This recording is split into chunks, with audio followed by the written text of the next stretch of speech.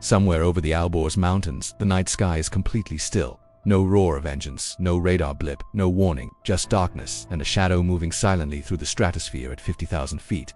Then the ground shakes. A mountain, solid rock, reinforced concrete, hundreds of feet of earth erupts from the inside out. Dust and debris pour from tunnel entrances that were, just seconds ago, sealed tight. The underground complex that Iran spent years building and billions of dollars fortifying is gone. You never saw the aircraft, you never heard the bomb, and by the time the smoke cleared, the B-2 Spirit was already heading home. This is not a movie. This is Phase 2 of Operation Epic Fury, and today, we are breaking down exactly how it worked, from the airfield in Missouri, to the mountain tunnels of Iran, to the bomb that did what no fighter jet ever could. Stay with me, because this is going to get deep literally. The skies over Iran are quiet, but don't let that fool you. After Phase 1 of Operation Epic Fury, the United States achieved near-total air superiority over Iranian airspace. Enemy radar networks were torn apart. Iran's air force was grounded. Command and control infrastructure was shattered. On paper, America owned the sky. But here is what military planners know that most people miss: winning the sky is not the same as winning the war. Because deep in the valleys and hillsides of Iran, something was still alive and waiting. Isolated surface-to-air missile batteries, specifically the Russian-built S-300 system, camouflaged, hidden, patient. These surviving batteries couldn't stop the air campaign, but they could still get lucky. And in high-stakes combat, lucky kills crew members. Lucky destroys multi-million-dollar aircraft. Lucky changes the outcome of a mission. So here is the question the Pentagon had to answer. You own the sky. Iran's main defense grid is shattered, but there are still hidden missile batteries scattered across the landscape, waiting to take a shot at anything that flies too low or too predictable. Do you risk sending in conventional fighters for an F-15E Strike Eagle as legendary and powerful as that aircraft is? One radar lock from a rogue S-300 is a death sentence. One missile, one crew, gone. The Pentagon's answer was clear. When the risk is too high for conventional fighters, you don't send conventional fighters, you send the B-2 Spirit. Before we talk about the solution, we need to understand what Phase 2 was actually targeting. Because the threat wasn't just in the sky, it was buried underneath a mountain. Iran's military engineers have spent years and an enormous amount of money carving a labyrinth of multi-layered underground tunnels directly into the bedrock of the Alborz Mountains surrounding Tehran. These are not simple bunkers, these are not reinforced basements. These are full-scale subterranean weapons complexes, what military analysts call missile cities, carved deep into solid mountain rock, shielded by hundreds of feet of earth and reinforced concrete throughout, equipped with ventilation systems, power generation, communications, infrastructure, and storage galleries capable of housing dozens, potentially hundreds of long-range ballistic missiles. Iran's strategic logic was cold and straightforward. Bury your most dangerous weapons so deep underground that no conventional airstrike can touch them. Then, when the moment is right, roll those missiles out, aim them at American carriers, American bases, American allies, and fire before anyone can stop you. It is a strategy built around patience and depth. And for a long time it worked because the weapons needed to defeat it simply didn't exist at scale. Until they did. If you drop a standard bomb on a mountain, it doesn't even leave a scratch on what is buried inside. The rock absorbs the blast, the concrete holds. The missiles sit untouched, hundreds of feet below. To destroy what is buried that deep, you don't bomb the mountain from the outside. You put the bomb inside the mountain. And that is exactly what the B-2 Spirit was built to do. The B-2 Spirit stealth bomber, $2.1 billion per aircraft. The most expensive military aircraft ever built, and worth every single cent. This machine was engineered for one purpose and one purpose only: to penetrate the most heavily defended airspace on Earth, completely undetected, and destroy the targets that no other aircraft can reach. The B-2 doesn't fight air defenses. It doesn't try to outmaneuver radar. It doesn't jam enemy systems. It simply renders those systems irrelevant because, from a radar perspective, the B-2 barely exists. Its radar cross-section, the signal it reflects back to enemy detection systems, is roughly the size of a large bird. Not a bomber, not an aircraft carrying tens of thousands of pounds of ordnance. A bird. But how is that physically possible for an aircraft this size? The answer starts with the shape. Look at any conventional aircraft, a fighter jet, a commercial airliner, a military cargo plane. They all share something in common: a vertical tail, rudders, stabilizers at the rear that stick straight up. Those vertical structures are radar reflectors. They catch radar waves and bounce them directly back to the source, giving enemy detection systems a clean, strong return signal. The B-2 Spirit has none of that. No vertical tail, no rudder, no rear stabilizer, completely eliminated. Not as a compromise, as a deliberate design decision made specifically to deny radar any clean surface to bounce off of. Instead, the B-2 uses what engineers call split drag rudders, panels built into the trailing edge of the flying wing that open and close independently to control direction and stability without ever presenting a vertical radar reflecting surface. The result is a shape that looks almost alien, a pure flying wing, perfectly smooth. with every edge blended and angled to scatter radar energy in every direction except back toward the source. Now add the materials. The leading edges are built from fiberglass epoxy composites chosen specifically because they scatter radar waves rather than reflect them. The primary wing structure is largely graphite epoxy. The crew station is aluminum. The high heat zones surrounding the engines are titanium, one of the strongest and most expensive materials in aerospace. And layered over all of it is what aviation experts describe as the billion-dollar radar paint. Officially it is called radar absorbing material RAM.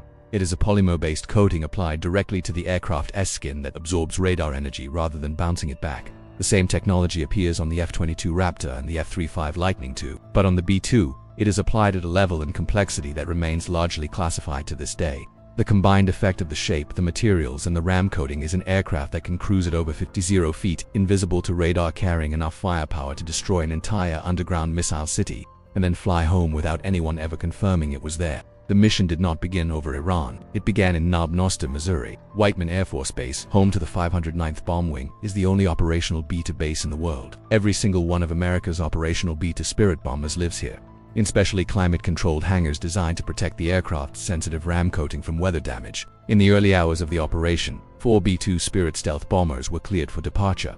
No fanfare, no announcement, just for flying wings rolling out of their hangars in the pre-dawn dark, taxiing to the runway, and lifting off into the night. Their destination was Iran. Their mission was a direct round trip. No intermediate landing, no forward base, Missouri to Iran and back. The total journey covered more than 6,000 nautical miles each way.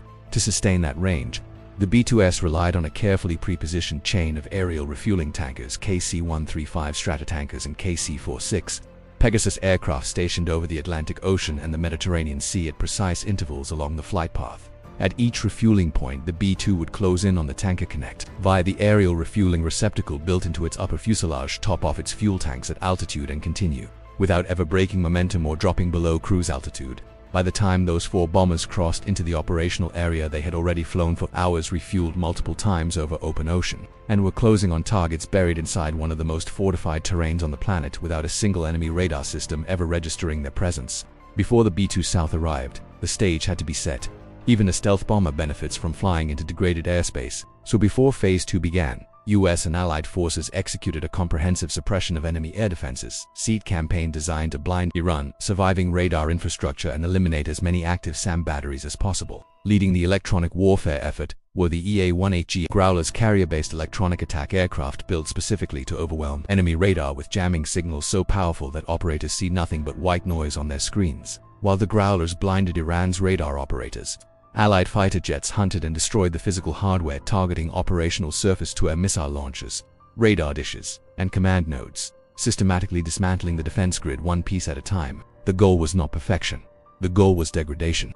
Reduce the density of active threats enough that 4 stealth aircraft, flying high and silent, could complete their mission with an acceptable risk profile. By the time the B-2 Stealth entered Iranian airspace, the electronic landscape had been deliberately hollowed out. The remaining systems that were still operational had no clear radar picture. They were searching for threats they couldn't see, in frequencies that were being actively jammed, with hardware that was being hunted from the air. For flying wings carrying dozens of precision bunker buster bombs passed through that degraded airspace without triggering a single alarm. Now we get to the heart of it, the weapon, because stealth gets you to the target undetected, but it is the bomb that actually does the work. And destroying a target buried under hundreds of feet of mountain rock requires a very specific kind of weapon.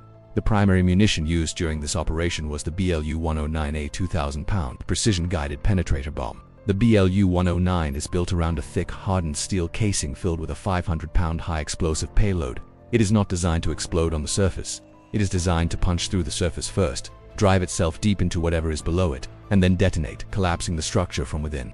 But the real engineering marvel isn't the steel casing, it is the fusing system. Crews can configure the BLU-109 with a nose fuse, a tail fuse, or both depending on what the target requires. Nose fuse active means the bomb detonates on impact. The moment that hardened casing contacts the target surface, the explosive conduit fires, and you get a massive surface-level blast. That configuration works well against hardened above-ground structures, aircraft shelters, fortified command posts. But for targets buried deep underground like the missile cities inside Iran's mountains, the configuration changes.